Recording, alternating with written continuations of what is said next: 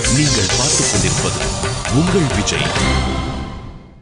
15வது நாள் போர்க்களத்தில் ஒரு பெரிய சர்ச்சை வந்து சேர்ந்து விட்டது. பகவான் கௌரவர்களுக்கு அனுசரணையாக இருக்கிற ஒவ்வொருவரையும் வீழ்த்துவதற்கு வழி கண்டுபிடித்து செய்து கொண்டிருக்கிறார். 15வது நாள் துரோணாச்சாரியாரை வீழ்த்தணும். அவருடைய சாவு உபாயம் என்ன என்பதை அவர்கிட்டயே கேட்டு தெரிஞ்சுட்டான். நேராக போய் 15வது நாள் யுத்த காலத்தில் துரோணாச்சாரியாரை வீழ்த்த வேண்டுமென்றால் அவருடைய புதல்வனான அஸ்வத்தாமா மாண்டு போனான் என்று தகுதி உடையவன் வாயால் சொன்னால் அதை கேட்டு துரோணர் அஸ்திரத்தை விடுவார். அவர் நிராயுத பாணியாக நிற்கும் போது திருஷ்டத்யும்னன் போய் அவரை கொண்டு வருவான். இதான் அவரோட சாவு உபாயம். தெரிஞ்சுக்கிட்டு பகவான் போய் தர்மன் கிட்ட சொன்னார்.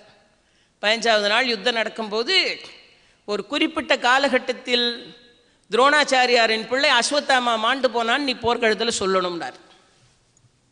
ஏன்னா அவர் சொல்லிட்டாரே, தகுதி உடையவன் வாயால் சொன்னால் நான் அஸ்திரத்தை விடுவேன். தர்மன் சொன்னான், சொல்ல மாட்டேன். பொய் சொல்லுவது பாவம். அதுவும் ஒரு கொலை பண்ணுறதுக்காக பொய் சொல்கிறது அதை விட பாவம்.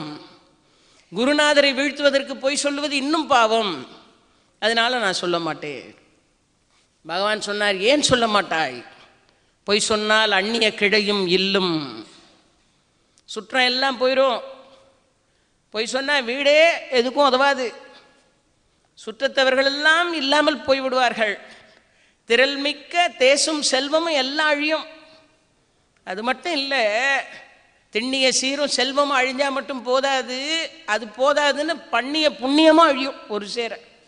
பொய்மையால் பொன்றும், அதனால் பொய் சொல்ல மாட்டேன். பகவான் சொன்னார், பொய் சொல்லப்படாது. சில காலகட்டங்களில் சொல்லலான்னு அனுமதி. ஏன்னா இப்போ இவனை கன்வின்ஸ் பண்ணி ஆகணுமே. பகவான் சொன்னார், இங்கே பாரு, வேடிக்கைக்காக சொல்லலாம்னு இருக்கு. அடுத்தது நான் சொல்ல மாட்டேன், ஏன்னா நீங்கள் ஆரம்பிச்சிடக்கூடாது. ஒரு மனைவி கிட்ட ஒரு கணவன் சில சந்தர்ப்ப சூழ்நிலைகளை போய் சொல்லிக்கலாம், அது ஒன்றும் பெரிய தப்பு இல்லைன்னு இருக்கு. அதான் நீங்கள் ஆரம்பிச்சிடாதீங்க. அப்புறமா சாஸ்திர அனுமதி இருக்குது. எதுக்குன்னா, ஒருத்தன் உயிரை காப்பாற்றுறதுக்கு எத்தனை பொய் வேணா சொல்லிக்கலாம். இதெல்லாம் பகவான் சொல்கிறார். உண்மையில் மறுமை தன்னில் உருபயன் இரண்டும் பார்க்கில், இம்மை மறுமை எல்லாத்தையும் பார்க்கும்போது வாழ்பவர்கள் எல்லாம் தெரிந்து கொள்ள வேண்டிய மிக முக்கியமான செய்தி என்ன என்றால், ஒருவருக்குற்ற ஆபத்தை விலக்குவதாக இருந்தால் பொய்மையும் மெய்மையாகும் என்றார். இம்மையே ஒருவருக்குற்ற ஆபத்தை விலக்கும் என்றால் பொய்மையும் மெய்மை போல போற்றப்படும் என்றார். தர்மன் சொன்னான், கிருஷ்ணா, ஒருத்தர் உயிரை காப்பாற்றுறதுக்கு பொய் சொல்லலாம், தப்பு இல்லை, நீ தான் சொன்ன. ஆனால் இப்போ நீ சொல்கிறது உயிரை எடுக்கிறதுக்கு, அதனால் சொல்ல மாட்டேன். இப்போ உயிரை எடுக்கிறதுக்கெல்லாம் பொய் சொல்கிறேன், நான் சொல்லவே முடியாது. தர்மபுத்திரன் முடியவே முடியாது என்று மறுத்து விட்டான். அப்போ துரோணரை பார்த்து பகவான் கிருஷ்ணர் சொல்கிறார், அப்போ நீ பொய் சொல்ல மாட்டேன்னு முடிச்சுட்டேன்னா விட்டுரு. அஸ்வத்தாமா மாண்டு போனான்னு சொன்னால் தான் அவர் அஸ்திரத்தை விடுவார். நீ சொல்ல வேணாம். மாழவ தேசத்திலிருந்து அஸ்வத்தாமான்னு ஒரு யானை வந்திருக்கு. அந்த யானையை பீமனை வச்சு கொல்ல சொல்கிறேன். அப்போ நீ அஸ்வத்தாமாங்கிற யானை மாண்டு போச்சுன்னு சொல்லுன்னார். தர்மன் சொன்னால், யானை செத்தா அஸ்வத்தாமாங்கிற யானை செத்து போச்சுன்னு சொல்கிறேன், அவ்வளோ போதும்னு விட்டார். இதுக்கு மேலே பேசினா சிக்கலாகிட்டு விட்டார். சரி, அதை மட்டும் சொல்லுன்னு விட்டார். போர்க்களத்தில் அஸ்வத்தாமாங்கிற மாழவ தேசத்து யானை மேலே வேலை எறிஞ்சிட்டான் பீமன். இந்த யானை பிளிரி கொண்டு கீழே விழுகிறது. அஸ்வத்தாமா ஹதகா குஞ்சரகான்னு இவன் சொல்லிட்டான். குஞ்சரகா சொல்லும்போது தான் பகவான் சங்க ஊதிட்டாரு. அவருக்கு தான் தெரியும் யாராருக்கு எப்பப்போ ஊதுறதுன்னு. சங்க ஊதிட்டாரு. யானைங்கிற வார்த்தை காதில் விழலை துரோணருக்கு. அஸ்வத்தாமா மாண்டு போனான்னு விழுது. அதான் வில்லி சொன்ன, அத்தனை அடுவல்லாண்மைக்கை அஸ்வத்தாமா என்னும் மற்ற வாரணத்துக்கு ஐயோ மாருதி சிங்கமானான். மாருதிங்கிற சிங்கம் அஸ்வத்தாமாங்கிற யானையை கொன்னுருச்சு. குஞ்சரகா சொல்லும் போதே அவர் சங்க ஊதிட்டார். ஆக அவர் காதில் விழுந்தது அஸ்வத்தாமா மாண்டு போனான்னு அவர் அஸ்திரத்தையெல்லாம் விட்டார். விட்டால் நேராக நிராயுத பாணியாக நிற்கிறார். தேர்தட்டில் போய் உட்காந்தார். ஒன்றும் ஆயுதாஸ்திரம் எதுவும் இல்லை. திருஷ்டத்யும்னன் வந்தால் நேராக துரோணருடைய சிரத்தை கொய்தான். உச்சந்தலையிலேருந்து ஒரு ஒழி புறப்பட்டு போயாச்சு. யானை செத்து போச்சு, யானை செத்து போனால் யானை செத்து போச்சுன்னு சொல்கிறேன். நான் அது மாதிரி சொல்லிட்டான். பகவான் தானே சங்க ஊதினார். தர்மன் என்ன தப்பு பண்ணினான் அப்படின்னு உலகம் சொல்லும்னு தர்மன் எதிர்பார்த்தான். ஆனால் தேர் என்ன செஞ்சது, பூமிக்கு மேலே 4 அங்குலம் போகிற தேர் அஸ்வத்தாமா ஹதகா குஞ்சர்கா சொன்ன உடனே டபக்குன்னு பூமியில் வந்து இவ்வளோ நாளும் ஒன்ன மாதிரியான வாய்மையில் சிறந்த ஒரு மன்னன் பூமியிலே கிடையாது, நீ ஒரு தனித்துவம் வாய்ந்தவன் என்று காட்டுவதற்காக 4 அங்குலம் மேலே பாவின தேர் சக்கரம் பூமியிலே வந்து தருமனுக்கு நெஞ்சில் அடித்த மாதிரி இருந்தது. அஸ்வத்தாமா கதறான். அந்த செய்தி தெரிஞ்ச உடனே துரோணர் புள்ள, அப்பா நீ மாண்டு போயிட்டியேன்னு அழறதுக்கு பதிலாக அவன் அழுதான், முரசுயர்த்தோன் பொய் சொன்னான்னு எழுத்தான். தருமனை பொய்காரனாக்கிட்டு போயிட்டியப்பா, தர்மிஷ்டன் இருந்தவனுக்கு ஒரு பழிய விட்டாக்கி வச்சுட்டு போயிட்டே. முரசுயர்த்தோன் பொய் சொன்னான், பின்பு அந்த குரு துரோகியாம் திருஷ்டத்துயம்னன் வந்து கொன்றான் என்று அஸ்வத்தாமா அழறான். ஆனால் தர்மருக்கு தேர் கீழே வந்த உடனே ஒரு கலக்கமாக போச்சு. பகவான் என்ன செய்தார், அதர்மம் பண்ணுகிற துரியோதனாதியர்களை வீழ்த்துவதற்கு முள்ளால் எடுத்த மாதிரி தருமனை இப்படி சொல்ல சொன்னால் மட்டும்தான் துரோணர் அஸ்திரத்தை விடுவார். அதனால் தருமனை சொல்ல சொல்லி ஒரு சின்ன நிகழ்வின் மூலமாக அதர்மம் முழுவதையும் அழிப்பதற்குரிய வழியை முள்ளால் எடுத்த மாதிரி பகவான் பண்ணிட்டார். தருமனுக்கு மனசு உறுத்திக்கிட்டே சொல்ல வேண்டிய ஒரு நிலைமை வந்துருச்சே. அப்புறமா 15ஆவது நாள் முடிஞ்சது, 17ஆவது நாள் கர்ணன், 18ஆவது நாள் துரியோதனன், அப்புறம் பட்டாபிஷேகம் இல்லை. பட்டாபிஷேகம் பண்ணிவிட்டு ராஜாவாக உட்காந்துருந்தான். அப்போது பகவானை பார்த்து தர்மன் சொல்கிறான், ஆட்சி கட்டிலில் உட்காந்துருக்கிற நீ மகிழ்ச்சியாக இருக்க வேண்டாமா, ஏன் இப்படி சோகமாக இருக்கிறாய்? கிருஷ்ணா, என்னதான் இருந்தாலும் இந்த உலகம் இருக்கிற வரைக்கும் குருநாதரை வீழ்த்துறதுக்காக தர்மன் ஒரு பொய் சொல்லிட்டானே சொல்லுவார்களே. கிருஷ்ணா, என்ன இப்படி நீ சொல்ல வச்சிருக்க வேணாமே, பகவானே அந்த ஒரு பொய் சொல்லாமல் என்னை காப்பாற்றிருக்கலாமே. உலகம் இருக்கிற வரைக்கும் பொய் சொல்கிறவன் பூரான்னு சொல்ல போகிறான். என்னன்னா தர்மனே சொன்னானே நான் சொன்னா என்னன்னு சொல்ல போகிறான்.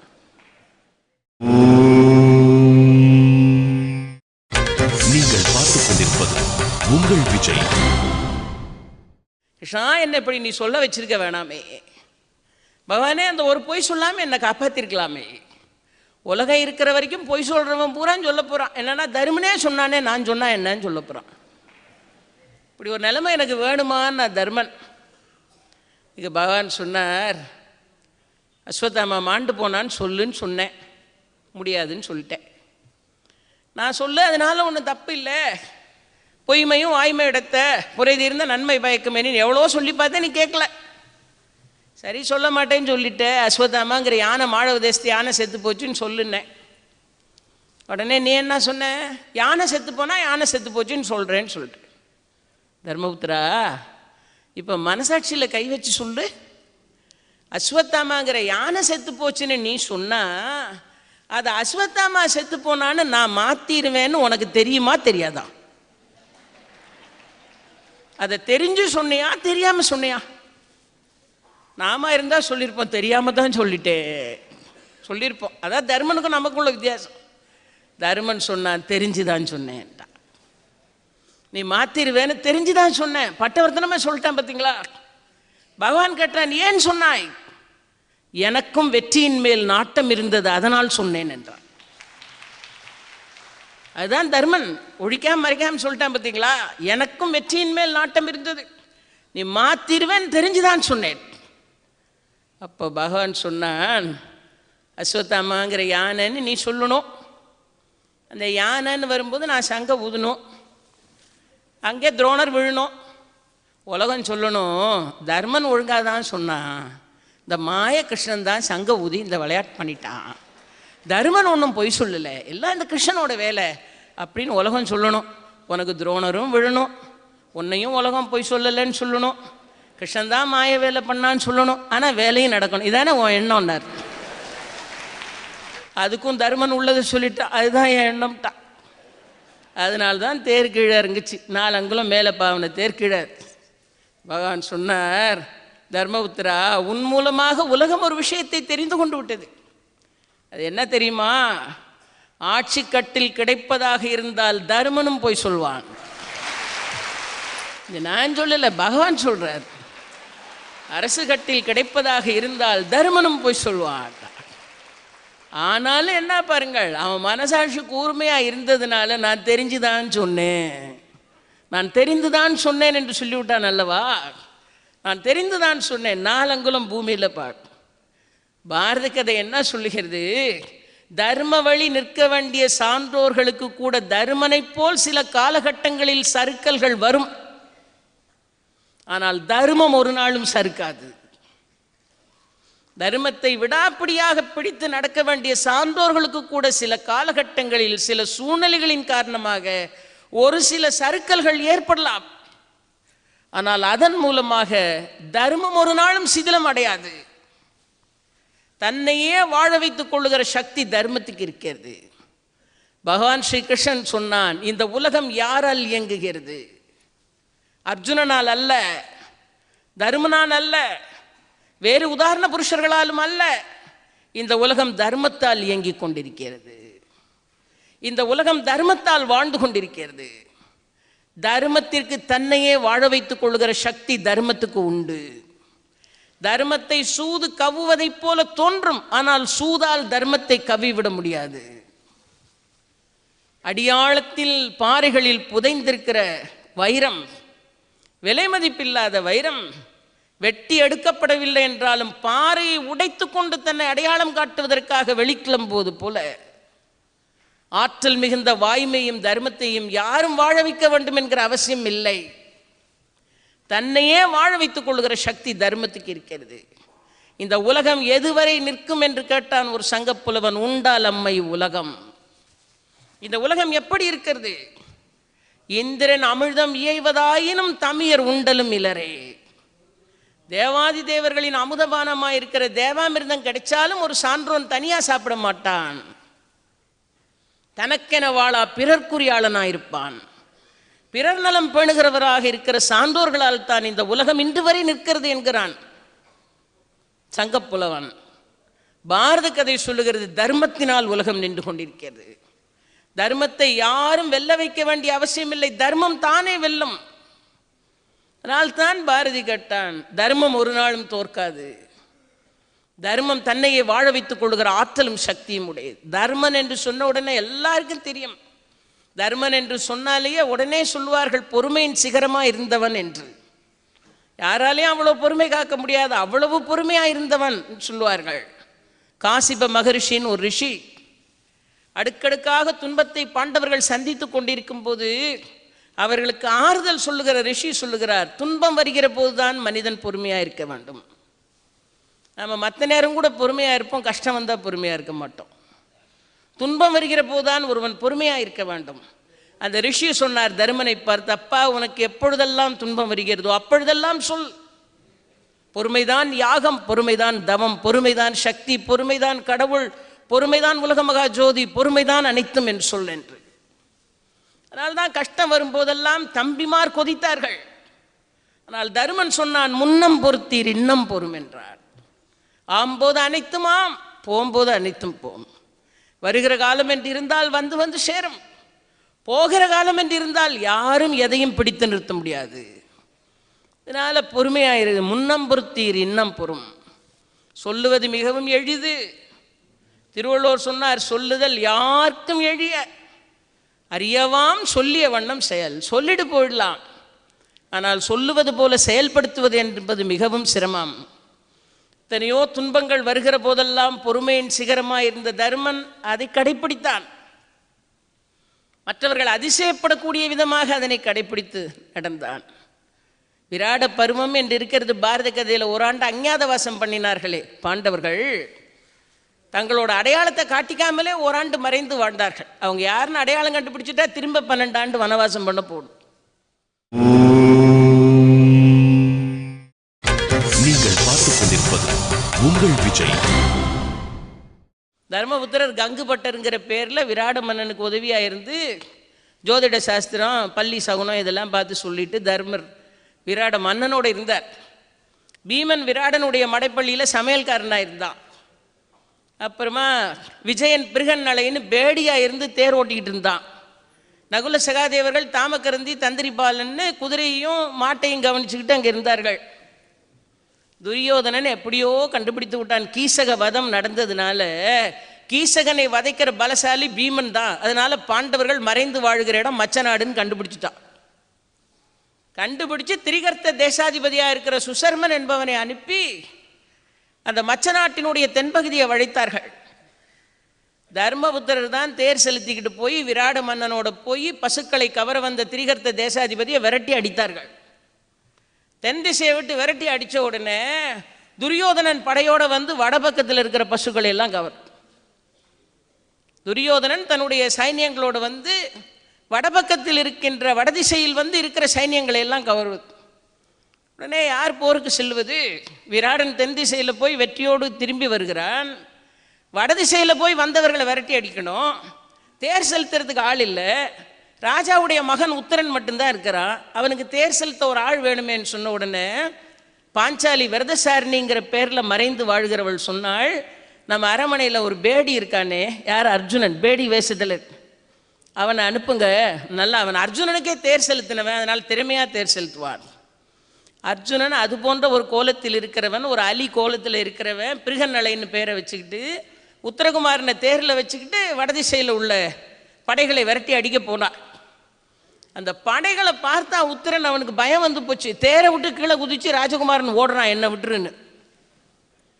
இந்த பேடி சொரூபத்தில் இருந்த அர்ஜுனன் அவனை பிடிச்சிட்டு வந்து தேரில் கட்டி வச்சுட்டு அவன் சண்டை போட்ட ஒரு ராஜகுமாரனாக இருக்கிற சண்டை போடாட்டாலும் சண்டையவாவது பார்த்தான். எல்லாரையும் விரட்டி அடித்தான். விரட்டி அடிச்சுட்டு வெற்றி சங்க ஊதிக்கிட்டு நாட்டுக்குள்ளே வரப்போகிறான். இந்த விராட மன்னனுக்கு பையன் போருக்கு போயிருக்கிறானே அப்படின்னு பொழுது போகலை.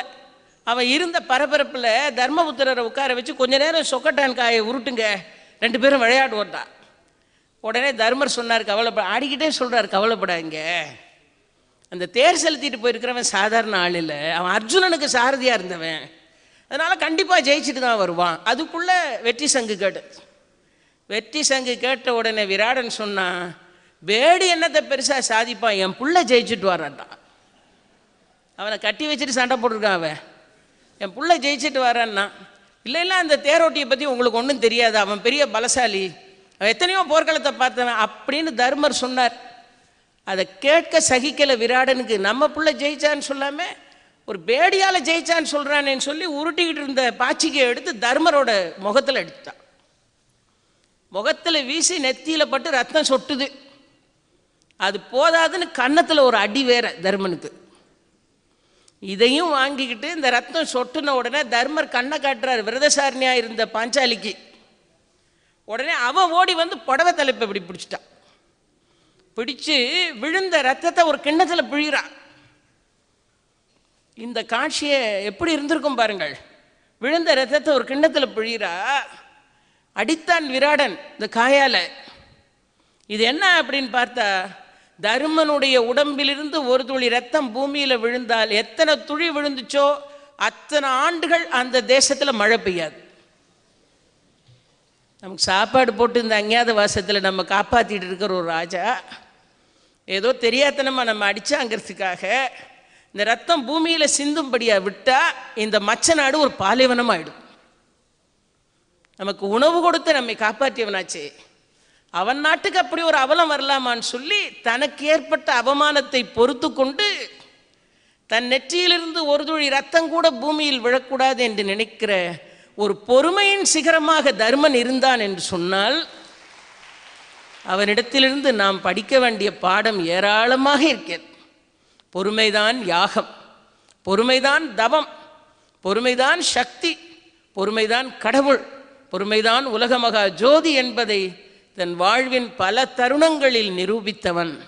பாண்டவர்கள் சிரமப்பட்டார்கள், துன்பப்பட்டார்கள், நல்லவர்களாக இருந்தும் பல துன்பங்களை அனுபவித்தார்கள் என்று சொன்னால், அவர்கள் அனுபவித்த துன்பங்கள் ஒவ்வொன்றும் சத்திய வழியில் நிற்பதற்காக அவர்களால் அனுபவிக்கப்பட்ட துன்பங்கள், ஆதாயம் தேடி அவர்கள் சந்தித்த துன்பங்கள் அல்ல. ஆகவே தர்மத்தின் மேல் நாட்டமுடையவன் தர்ம சிந்தனையில் இருக்க வேண்டும் என்பதற்காக, தர்ம வழியில் வாழ வேண்டும் என்பதற்காக ஒருவன் துன்பப்பட்டான் என்றால் அந்த துன்பமே அவனுக்கு சிறப்பையும் பெருமையும் தரக்கூடியது மட்டுமல்லாமல் விலை மதிப்பு இல்லாதது அந்த துன்பம். ஒரு நாளும் தர்மம் தோற்காது. அதர்மம் ஜெயிப்பது போல ஒரு மாயா தோற்றம் ஏற்பட்டாலும் ஒரு நாளும் அதர்மம் ஜெயிக்காது. தர்மந்தான் ஜெயிக்கும்.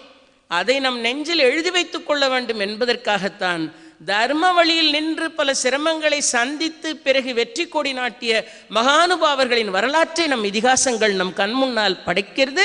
ஆகவே தர்ம வழியில் நிற்போம், வெல்வோம் என்று சொல்லி வாய்ப்புக்கு நன்றி பாராட்டி விடைபெறுகின்றேன். நன்றி, வணக்கம்.